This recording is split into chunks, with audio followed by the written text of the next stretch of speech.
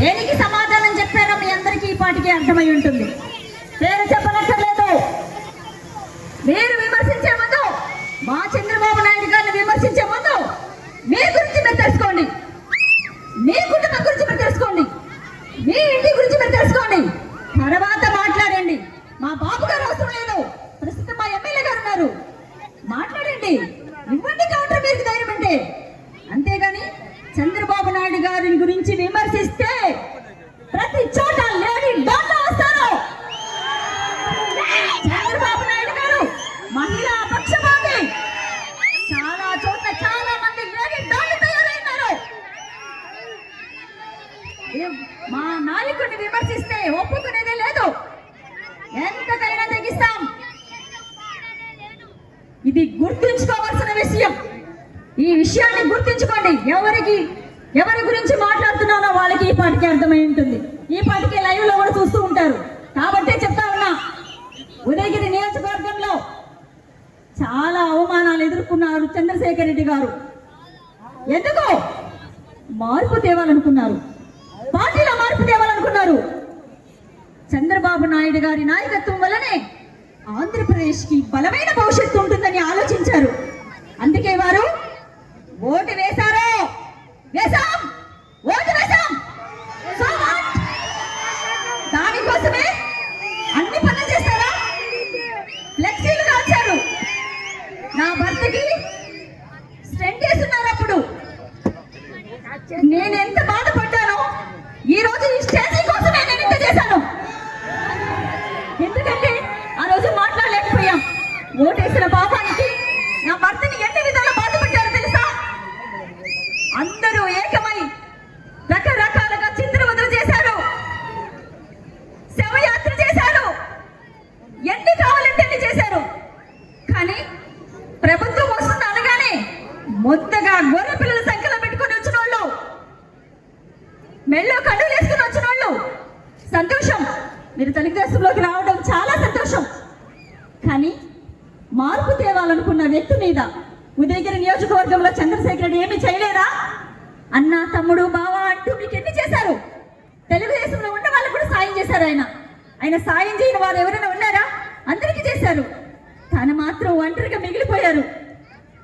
ఆస్తులన్నీ లాక్కున్నారు అన్నదమ్ములు. ఆస్తులు ఇచ్చామన్నారు, శేఖర్ రెడ్డి గారికి ఏమీ లేకుండా చేశారు.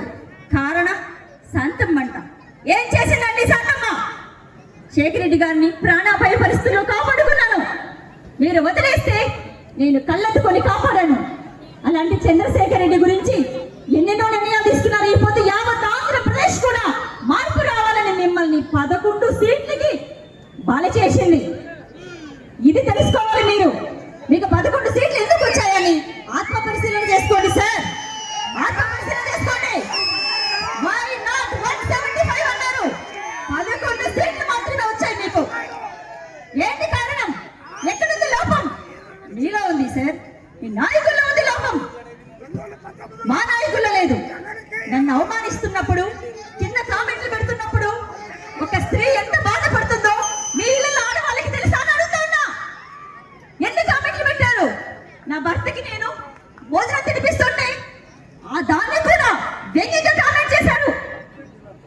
ఆ వ్యక్తి ఎవరో నాకు తెలియదు. కానీ రే అబ్బాయి, నీకు స్టేజ్ మీద చెప్తున్నా, అమ్మ లేదా నీకు? చెల్లి లేదా నీకు?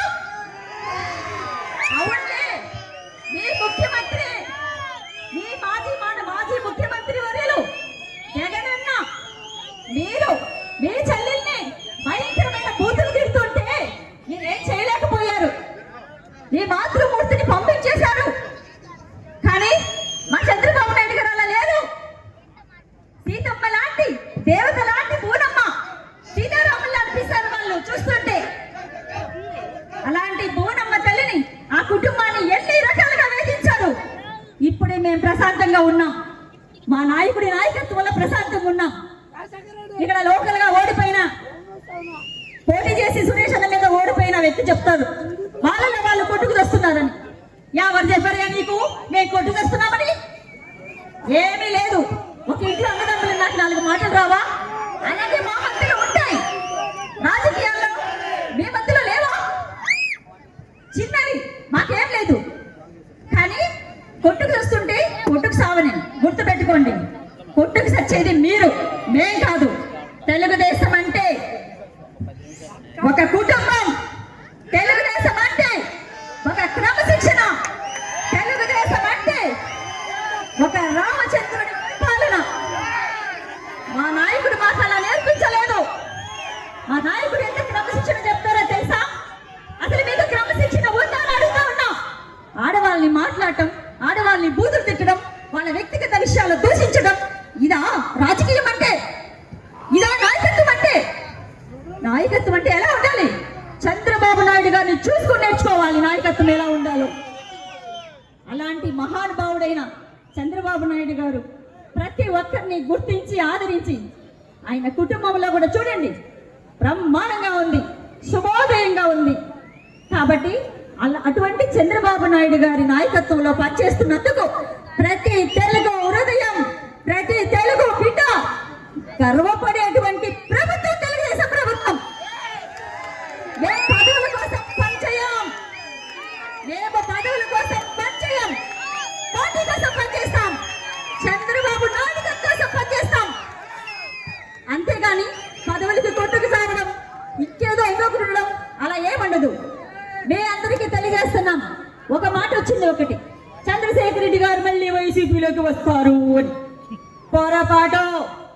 ఊపిరి ఉన్నంత వరకు చంద్రబాబు గారితోనే సభాముఖంగా చెప్తా ఉన్నాం. తెలుగుదేశం మాది, తెలుగుదేశం. నేను తెలుగింటి ఆడపడుచుని. అంతేగాని మేము అలాంటి ఇలాంటి సృష్టించి ఇలాంటి మాటలు మాట్లాడితే పద్ధతిగా ఉండదు. తెలుగుదేశం అంటే తెలుగుదేశమే. చంద్రబాబు గారంటే చంద్రబాబు గారే. ఆంధ్ర రాష్ట్రానికి ఒక వరమైనటువంటి మా నాయకుడి నాయకత్వంలో నేను ప్రశాంతంగా ఉన్నా, చాలా ప్రశాంతంగా ఉన్నా. ఈరోజు చెప్తా ఉన్నా,